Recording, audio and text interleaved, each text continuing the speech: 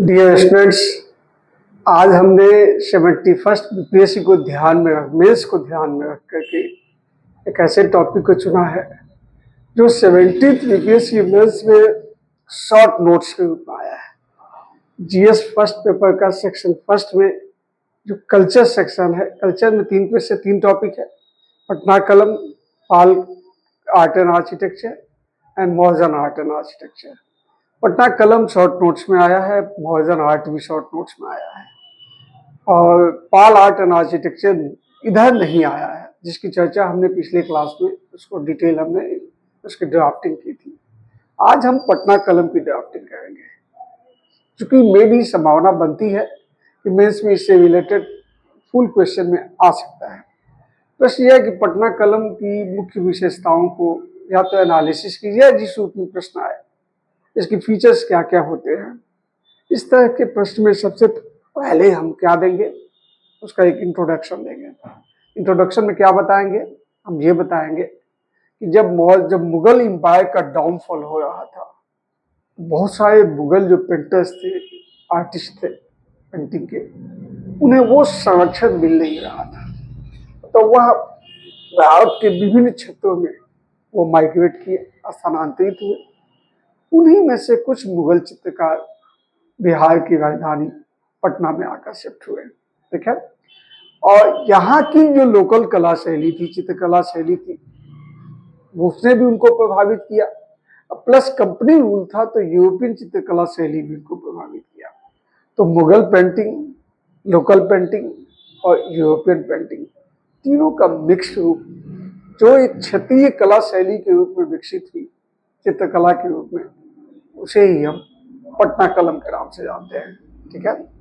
तो हम दिखा सकते हैं पटना कलम के इंट्रोडक्शन में मुगल चित्रकला का लास्ट फेज में हम दिखाएंगे। रीजनल जो यहाँ की रीजनल जो पेंटिंग थी उसको दिखाएंगे, प्लस कंपनी का जो पेंटिंग था। इन्हीं तीनों का मिश्रण से पटना कलम का विकास हुआ। अब आते हैं इसकी क्या फीचर्स थी। फीचर्स में दिखाएंगे इसके जो संरक्षक थे और जो क्रेता थे, 2 लेवल के थे। एक वो तो पटना का जो नौ धनाढ़ जो रईस वर्ग था, नया नया जो धनाढ़ बना था, तो वो इसकी पेंटिंग खरीदता था। विशेष करके वो पेंटिंग पोर्ट्रेट की पेंटिंग खरीदता था। महिलाओं की पेंटिंग जो बनती थी, वो अपने महिलाओं को, पक्षियों की, उस तरह की पेंटिंग को अपने घर के ड्राइंग रूम में सजाने के लिए करता था। और एक जो यूरोपीय व्यापारी थे, वो यहाँ के जो संस्कृति, कल्चर से रिलेटेड, पर्व त्योहार से रिलेटेड जो पेंटिंग था, उसको वो खरीदते थे, क्योंकि उन्हें यहाँ के जो कल्चर है उसको जानना जरूरी था अपने मार्केटिंग के लिए। तो यही 2 तरह के इसके संरक्षक भी थे और क्रेता भी थे। अब बात करते हैं इसका सब्जेक्ट मैटर क्या था। यह एक मिनिएचर पेंटिंग था, लघु चित्रकला शैली थी, आम जनजीवन से। देखो, मुगल पेंटिंग से यदि तुलना करें तो मुगल पेंटिंग एरिस्टोक्रेटिक पेंटिंग थी, यानी वो शाही पेंटिंग थी, आम जनजीवन का कोई उसमें चित्रण नहीं किया गया। लेकिन पटना जो कलम थी, आम जनजीवन, जो जनरल पीपल था, उनका जो दैनिक लाइफ था, उससे संबंधित पेंटिंग है। जैसे लकड़ी काटता हुआ बढ़ई, मछली, पटना के सड़क के किनारे मछली बेचती हुई महिला, पालकी ढोता हुआ कहार, ठीक है, खेत जोतता हुआ किसान। तो ये सभी जैसे होली, दिवाली या अन्य पर्व त्योहार, ये सारी चीजों से रिलेटेड जो भी है, वो सब पटना कलम के विषय वस्तु, सब्जेक्ट मैटर हुआ करते थे, ठीक है ना। तो उसको यहाँ पे ये दिखाएंगे। फिर हम बात करेंगे इसके माध्यम क्या थे। तो 3 माध्यम थे। एक तो कागज पे ड्राइंग की जाती थी, दूसरे जो माइका जो अवर्क होता था उस पर ड्राइंग की जाती थी, और एक हाथी दांत पे किया जाता था। तो कागज और अवर्क पे जो दैनिक जनजीवन से संबंधित था वो पेंटिंग थी, और हाथी दांत पे पोर्ट्रेट यानी छवि चित्र जो उसकी पेंटिंग की जाती थी। इसमें ब्रश का उपयोग किया जाता था, सीधे जो है वो ब्रश लेकर के और उससे पेंटिंग बना दी जाती थी। तो ब्रश के लिए भैंस की लहरी और सुअर के बालों का प्रयोग किया जाता था, ठीक है। अब आते हैं कलर पे। कलर नेचुरल होता था, जैसे गेंदा के फूल से पीला कलर वो प्राप्त करते थे, और श्रृंगार के फूल से वो लाल कलर लेते थे। इसके अलावा यदि हम बात करें तो काजल से काली स्याही, काला कलर ब्लैक कलर लेते थे। हाथी दांत को भी जला करके ब्लैक कलर बनाते थे। इसके अलावा लाजवंत पत्थर नील से वो नीला रंग, ब्लू कलर उसको तैयार करते थे, यानी नेचुरल कलर का इस्तेमाल करते थे।